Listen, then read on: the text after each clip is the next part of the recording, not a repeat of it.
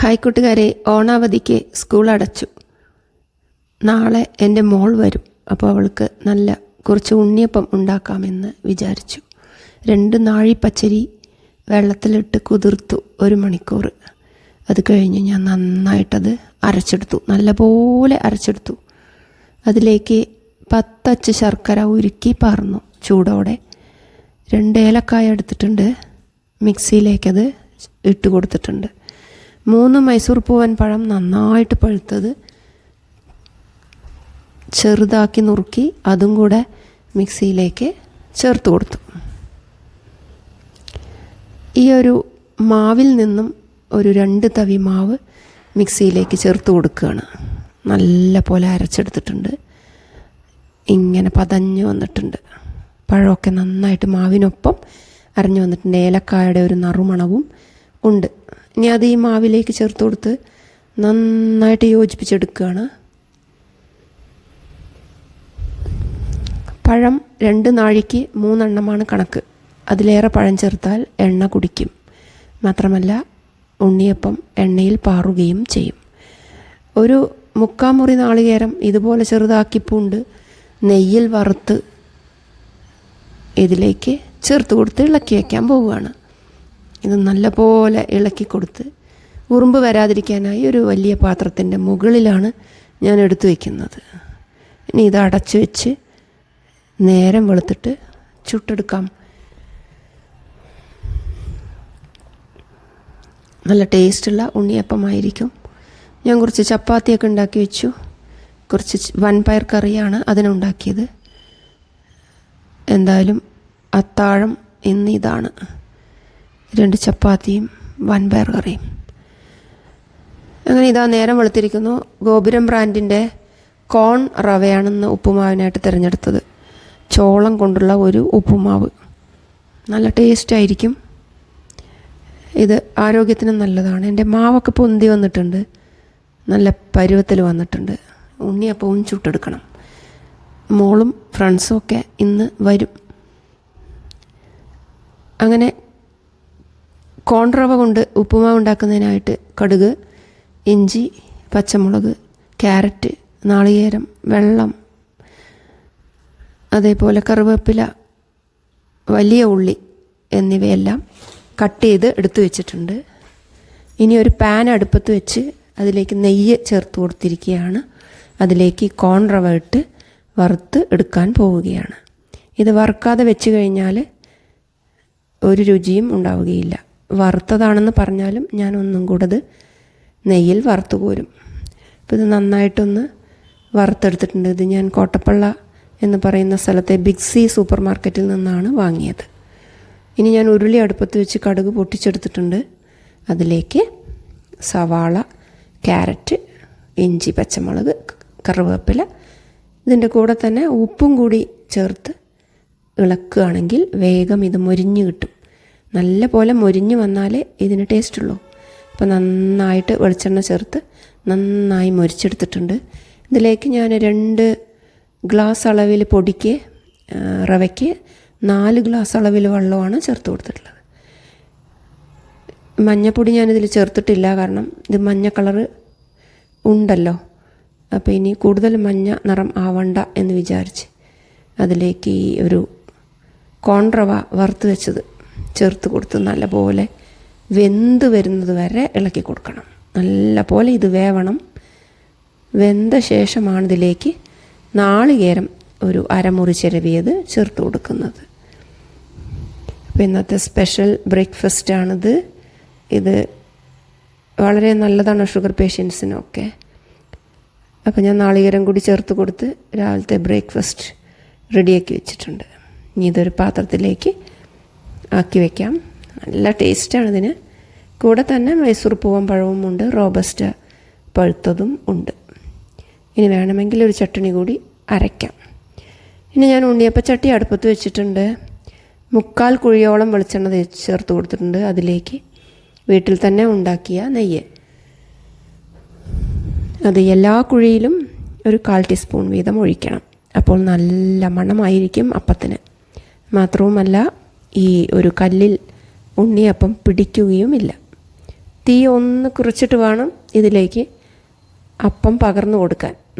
നന്നായിട്ട് ചൂടായ ശേഷം ആവി വരുമ്പോൾ തീ ഒന്ന് താത്തി കൊടുത്തിട്ട് വേണം പകരാൻ, അല്ലെങ്കിൽ എണ്ണയെല്ലാം തിളച്ചു തൂവി പോവും. ഇപ്പോൾ ഇതാ എല്ലാ കുഴിയിലും ഞാൻ ഓരോ ഉണ്ണിയപ്പമായി ഇട്ട് കൊടുത്തിട്ടുണ്ട്. നല്ല പോലെ അത് പൊന്തി വന്നിട്ടുണ്ട്. നല്ല ടേസ്റ്റാണ് ഈ ഉണ്ണിയപ്പത്തിന്.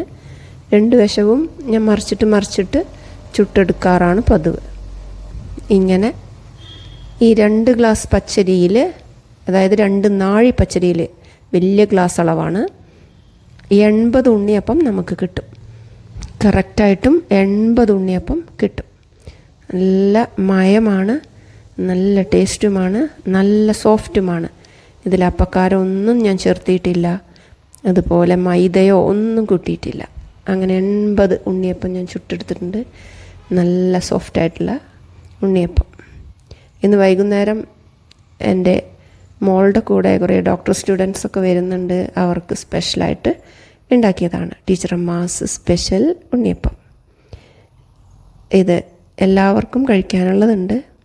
നല്ല ഒരു സോഫ്റ്റാണ്, കണ്ടോ ഉൾവശം. ഇത് നാളേക്കാണ് നല്ല ടേസ്റ്റായിട്ട് വരിക. ഒരു 4 ദിവസം ഇത് കേടുകൂടാതെ ഇരിക്കും. അങ്ങനെ ഉണ്ണിയപ്പമൊക്കെ ഒരു പാത്രത്തിലാക്കി ഞാൻ മുറ്റത്തോട്ട് ഇറങ്ങി. നല്ല അന്തരീക്ഷമാണ്. മുറ്റത്തൊക്കെ കുറച്ച് ഇലകൾ ഇങ്ങനെ കിടപ്പുണ്ട്, അതൊക്കെ ഒന്ന് അടിച്ചു വാരി വൃത്തിയാക്കണം.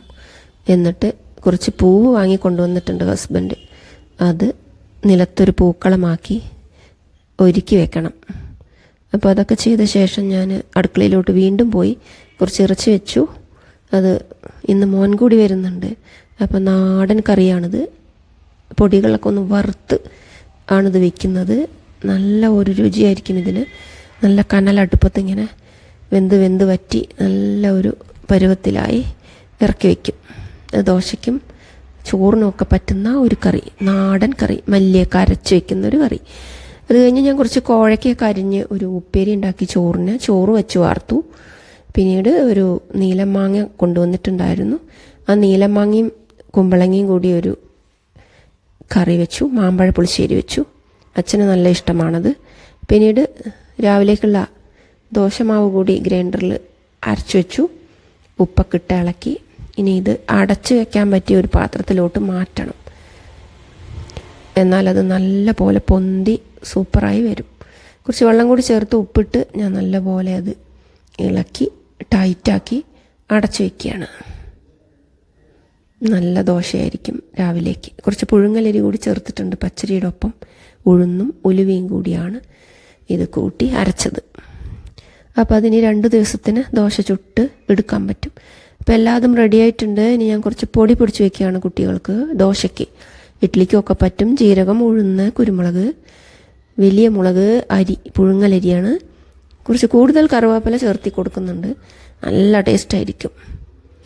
ഇനി കുറച്ച് കായം കൂടി ഇതിലേക്ക് ചേർത്ത് കൊടുക്കണം. അപ്പോൾ കായം കൂടി അതിലേക്ക് ഇട്ട് കൊടുക്കുകയാണ്. അരിയാണ് ഇതിൽ ആദ്യമായിട്ട് വറുത്തെടുക്കേണ്ടത്.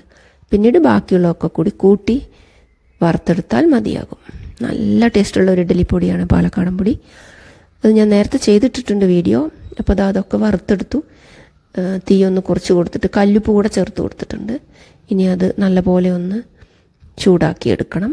ഇനി ഇത് ചൂടാറി വന്നിട്ട് വേണം പൊടിച്ചെടുക്കാൻ, അല്ലെങ്കിൽ മിക്സിക്ക് പ്രശ്നം വരും. നല്ലപോലെ ഒന്ന് തണുക്കണം. അതിനുശേഷം പൊടിച്ചെടുക്കാം. അത് തണുത്ത് വരട്ടെ. ഞാൻ എൻ്റെ തൊടിയിലേക്ക് ഇറങ്ങി. കൂർക്കയൊക്കെ ഇങ്ങനെ ഇളം വെയിലിൽ ഇങ്ങനെ 4 മണിക്ക് ശേഷമുള്ളൊരു വെയിലുണ്ടല്ലോ, അതിലിങ്ങനെ തിളങ്ങി നിൽക്കുന്നത് കാണാൻ എന്ത് ഭംഗിയാണെന്നോ. നിറയെ പൂളയുണ്ട്, ബിസ്ക്കറ്റ് പൂള. അതൊക്കെ എടുക്കാനായി ഒരു തറി ഞാൻ പറിച്ച് ഇഷ്ടമുണ്ടാക്കി. സ്റ്റ്യൂ നല്ല ടേസ്റ്റ് ഉണ്ടായിരുന്നു. ഇനി ഇതൊക്കെ ഒന്ന് പൊട്ടിച്ചെടുക്കണം. എന്നിട്ട് മാറ്റി കുഴിച്ചിടണം. 1 കിലോ പേരയൊക്കെ ഇങ്ങനെ കാച്ചു നിൽപ്പുണ്ട്. ഒന്ന് പഴുത്ത് തുടങ്ങിയിട്ടുണ്ട്. അപ്പോൾ അതിൻ്റെ മഴ പെയ്തിട്ടൊക്കെ വെള്ളമായിരിക്കുകയാണ്. അതായത് പേരയിലല്ല, കവറിൻ്റെ ഉള്ളിൽ. ആ വെള്ളത്തിനെയൊക്കെ ഒന്ന് ചീറ്റി കളയണം. ഇതൊക്കെ ആയി വരുന്നേ ഉള്ളൂ. എൻ്റെ താഴെയാണ് ഇങ്ങനെ വെള്ളം കൂടി നിൽക്കുന്നത്, കണ്ടില്ലേ? അതിൽ ഞാൻ ഓട്ട കുത്തി കൊടുക്കാൻ മറന്നുപോയി. അപ്പം ഞാൻ കവറിൻ്റെ മറുവശത്ത് കൂടെ വെള്ളത്തിനെയൊക്കെ ഒന്ന് കളഞ്ഞു. ഇനി അതിങ്ങനെ പഴുത്ത് കിട്ടും. ചെറിയ ചെടിയാണ്, അതുകൊണ്ട് തന്നെ നല്ല മധുരമുള്ള ഒരു തരം പേരയാണിത്. ഇത് ഞാൻ മണ്ണുത്തിയിൽ നിന്നാണ് കൊണ്ടുവന്നത്, തൃശ്ശൂർ. അപ്പോൾ നിറയെ കാഴ്ച നിൽപ്പുണ്ട്. അപ്പോൾ വെള്ളത്തെയൊക്കെ ഒന്ന് കളയുകയാണ്. കുട്ടികൾക്ക് നല്ല ഇഷ്ടമാണ് ഈ പേര. അപ്പോൾ അവർ വരുമ്പോഴേക്കും ഇത് പഴുക്കും, അവർക്ക് ഞാനത് പൊട്ടിച്ചു കൊടുക്കും. അപ്പോൾ ഇതാ ഇന്ന് മോനും ഉണ്ട്. അപ്പോൾ അവർക്ക് ഒരെണ്ണം പൊട്ടിക്കാമെന്ന് കരുതി. പക്ഷേ ഭയങ്കര ബലമാണ് ഇതിൻ്റെ ഞെട്ടിന്.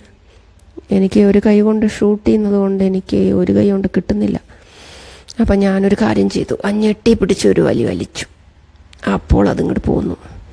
ആഹാ, ഇനി ഇത് പഴുക്കും, നാളെ പഴുക്കും. പഴുത്തിട്ട് മക്കൾക്ക് കൊടുക്കണം. ഹസ്ബൻഡിനും ഇഷ്ടമാണിത് പേര, എനിക്കും ഇഷ്ടമാണ്. മുരിങ്ങയൊക്കെ കുംഭമാസത്തിൽ വെച്ചതാണ്.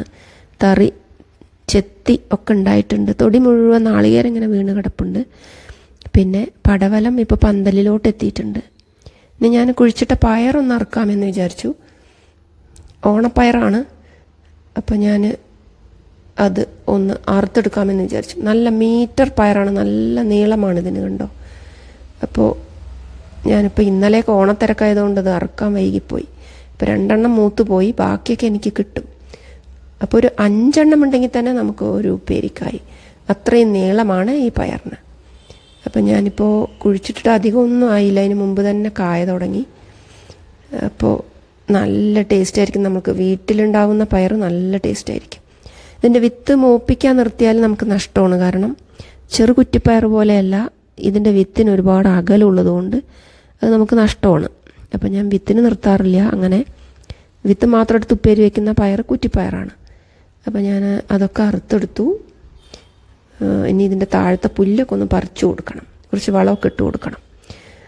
പിന്നീട് ഞാൻ കുമ്പളച്ചെടിയുടെ അടുത്തോട്ട് പോയി. അത് ഇങ്ങനെ താഴത്തോട്ട് വീണ് കിടപ്പാണ്. അപ്പോൾ അതിനെ വീണ്ടും ആ വിറക് പരിയുടെ മുകളിലേക്ക് ഇട്ട് കൊടുത്തിട്ടുണ്ട്. അതങ്ങനെ പടർന്നു പോയിക്കോളും. ഓണത്തിനാണ് സാധാരണ കായ്ക്കാറ്, ഇപ്രാവശ്യം വൈകിയിട്ടുണ്ട്. പിന്നെ ചേമ്പൊക്കെ പൂത്തു തുടങ്ങി. കന്നിമാസത്തിലാണ് ഇനി ഇത് വിളവെടുക്കുക. അപ്പോൾ അത് നിറയായിട്ടുണ്ട്. ഇഞ്ചിയുടെ താഴത്തൊക്കെ പുല്ല് മുളച്ച് പൊന്തിയിരിക്കുന്നു. ഇനി ഇതെല്ലാം ഈ 10 ദിവസത്തിൻ്റെ ഉള്ളിൽ തന്നെ വൃത്തിയാക്കി കൊടുക്കണം.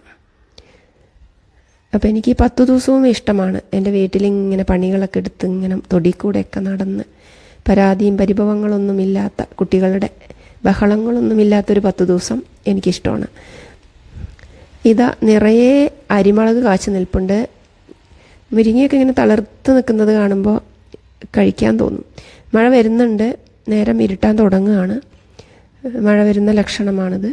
അപ്പം എനിക്കിനി പൊടി പൊടിക്കാനുണ്ട്. ഞാൻ അടുക്കളയിലോട്ട് വീണ്ടും പോയി പൊടിയൊക്കെ പൊടിച്ചെടുത്തൊരു പാത്രത്തിലാക്കി വെച്ചു. ഇതിന് എനിക്ക് 1 മാസം വരെ കേടുകൂടാതിരിക്കും. എണ്ണ ചേർക്കാതെ വറുക്കാൻ ശ്രദ്ധിക്കണം. എണ്ണ ചേർത്ത് കഴിഞ്ഞാൽ അത് ഇരിക്കില്ല. ഇത് എടുക്കുമ്പോഴും അടയ്ക്കുമ്പോഴും വൃത്തിയോടെ സൂക്ഷിക്കുകയും വേണം, അല്ലെങ്കിൽ പൂത്തുപോകും. ഇത് ഫ്രിഡ്ജിലൊന്നും വെക്കേണ്ട ആവശ്യമില്ല.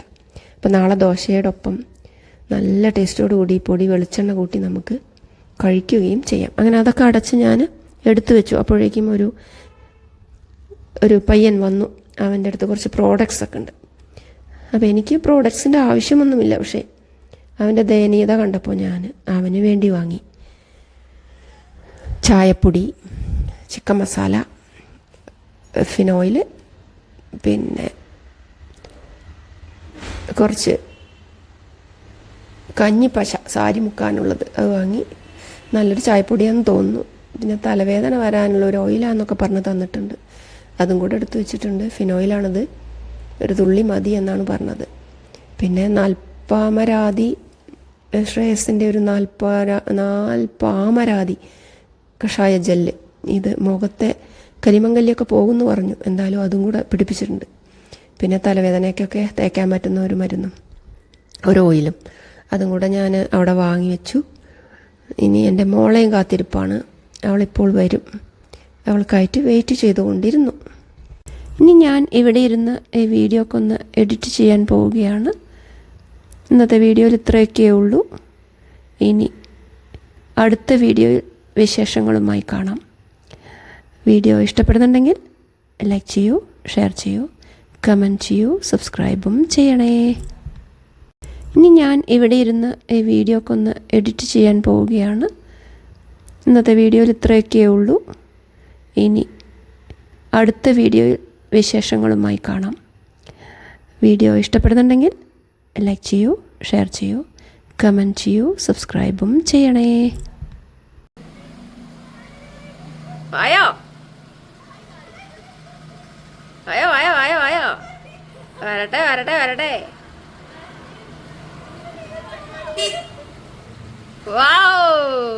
അപ്പൊ ആന്റി ഞങ്ങൾക്ക് ഇന്നൊരു സൂപ്പർ ഉണ്ണിയപ്പം ഉണ്ടാക്കി തന്നു. ആൻഡ് ഇപ്പൊ ഞങ്ങൾക്കായിട്ട് കോഫി ഉണ്ടാക്കി തരാണ്. ആൻഡ് അപ്പുറത്ത് അശ്വതിയും അങ്കിളും ഭദ്രയും കൂടി ഇവിടെ സംസാരിച്ചുകൊണ്ടിരിക്കുകയാണ്. ഓക്കെ, സോ നിങ്ങൾ എന്നെ കണ്ടില്ലല്ലോ, ഞാനാണ് അതുല്യ.